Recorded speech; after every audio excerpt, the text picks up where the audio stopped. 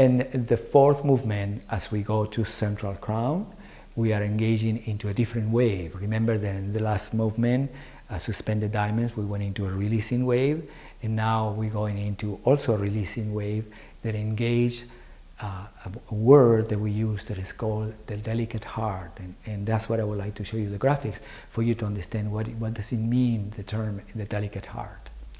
And the natural extension of the whole spine, when the spine is extended in 3 dimensions, there is a specific vertebra at the level of the 10 thoracic vertebra. These are the 5 vertebrae of the lower back, and then the middle of the spine is the thoracic vertebra. And at the level of the 10 thoracic vertebra, the 10 thoracic vertebra becomes the center of the spine. It's kind of interesting because when you see the whole spine, you will think that the center of the spine will be much more higher at the center of the chest, closer to the heart. But because of the formation of all the curves, there's a specific curve here at the level of the 10th, in which the curve of the lower back matches the central curve of the spine, and then the lower direction of the spine and the upper direction of the spine becomes one clear merging, in which there is no breaking of compression or opposition. The whole spine is truly 3-dimensional. So in the other 2 graphics, when we used to begin to understand structure, when it's compression, the 10th thoracic vertebra, it becomes the point of conversion and gravity. And then this whole weight of the torso converges in the lower curvature, and that's what it makes the lower curvature to become overactivated, and that's what it makes the joints to begin to go out of center, because we are creating a lot of weight that is uncentered in the relation to the vertical direction. So in the 10th thoracic becomes the thrusting of the weight, and in balance, the 10th thoracic becomes the conducting direction to the vertical release of the whole vertebra, of the whole spinal column. In opposition, the 10th thoracic vertebra becomes the vertex from which the spine is being sensuously lifted.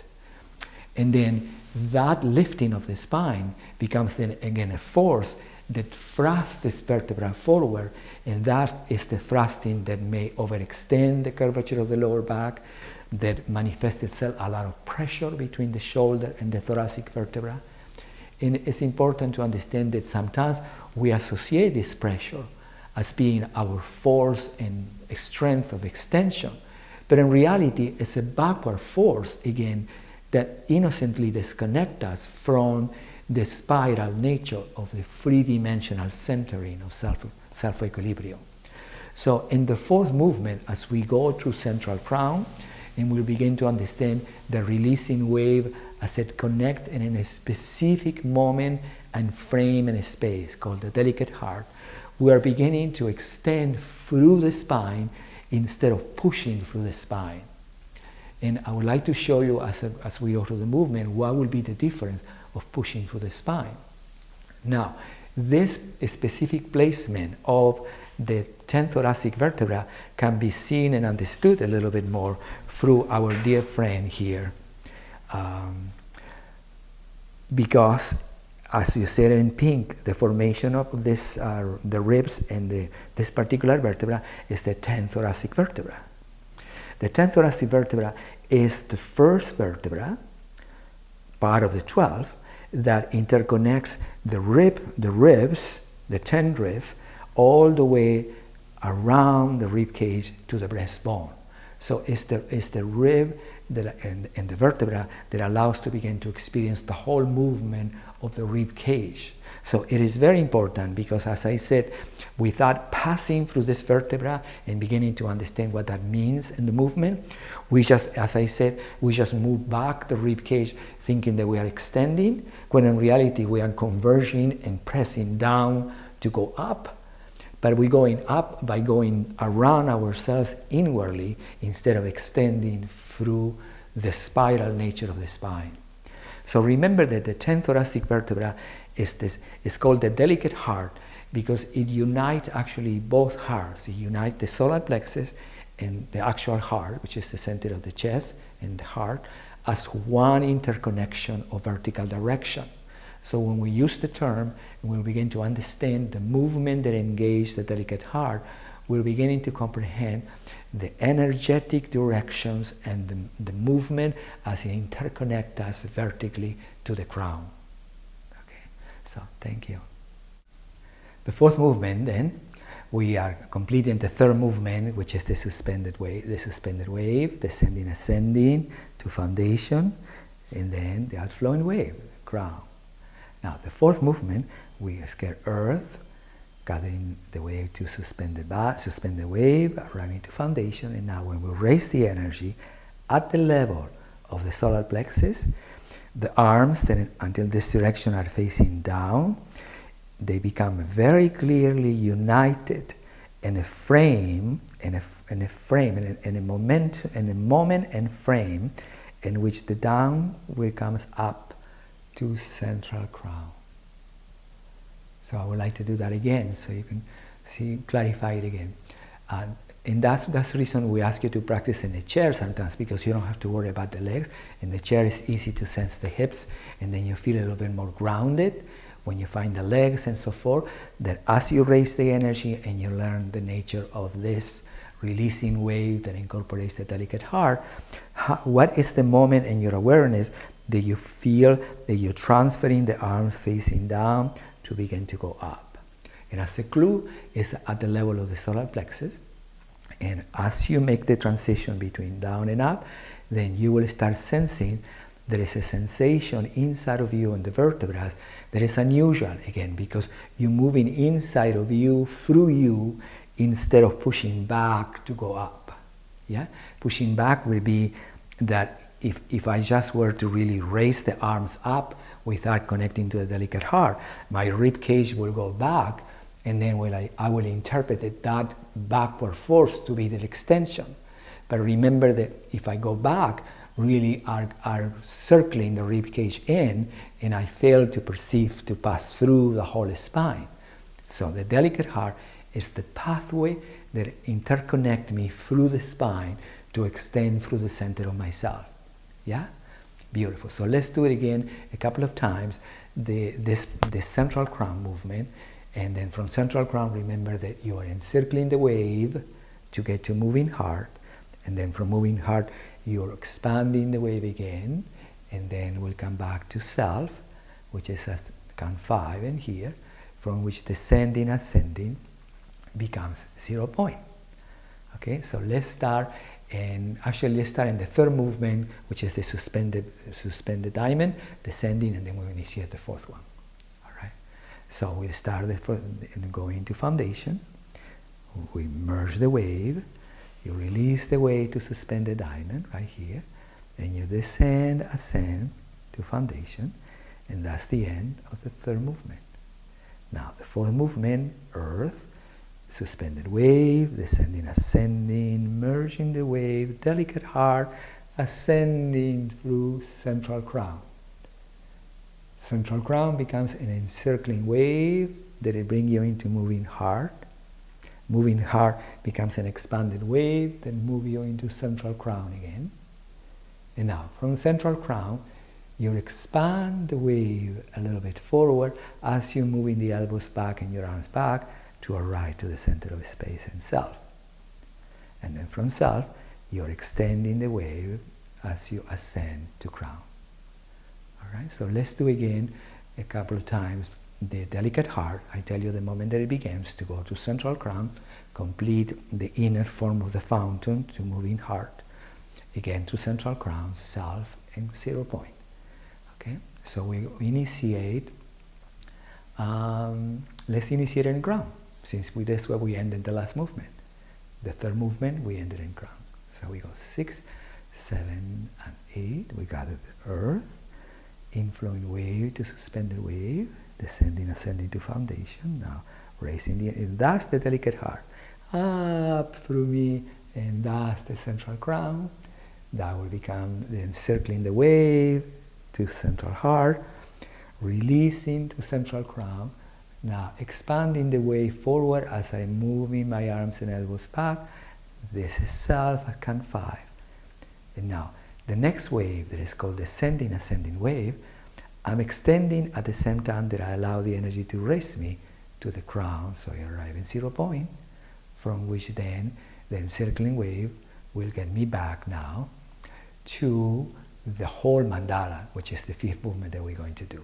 But before we do that, I want to do the fourth movement a little bit diagonal, okay? So you can see the angle of the delicate heart again.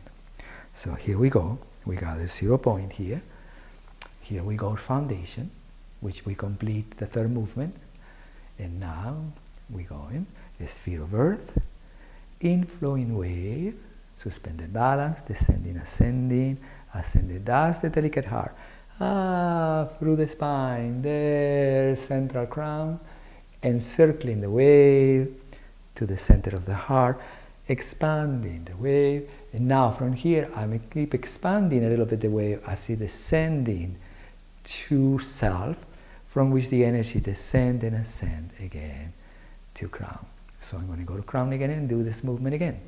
7 and 8. 1, 2, suspended wave, descending, ascending, foundation, ascending, the delicate heart, central crown, encircling the wave, moving heart, extending to central crown, now expanding the wave as I'm moving back, gathering into self, descending, ascending, raising me to the center of 0 point. Beautiful.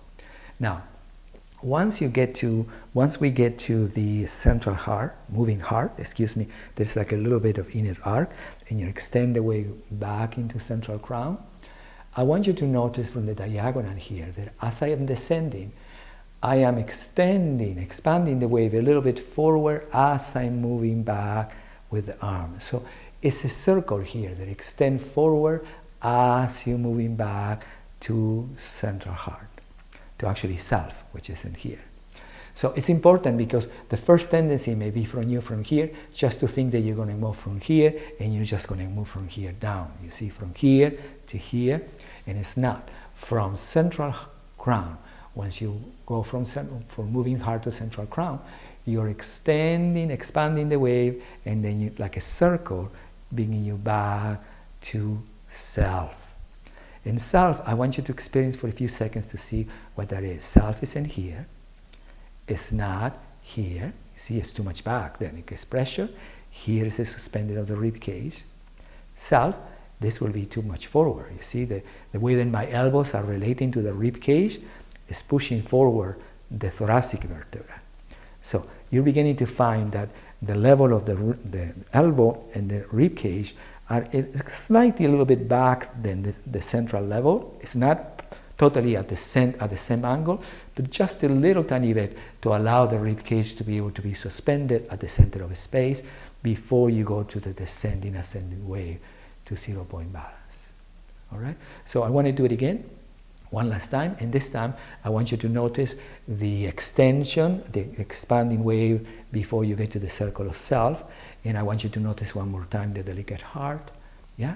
Beautiful. We'll start in crown, which is the completion of the 3rd movement. 7 and 8, gathering the wave, which is the encircling wave, suspended wave, foundation, raising, that's the delicate heart, ascending through the centers, central crown, a symmetrical encircling wave, moving heart, expanding the wave, that's central crown, and now expanding through the circle that bring me back into self, right here, before I descend and ascend into crown, into 0 point balance.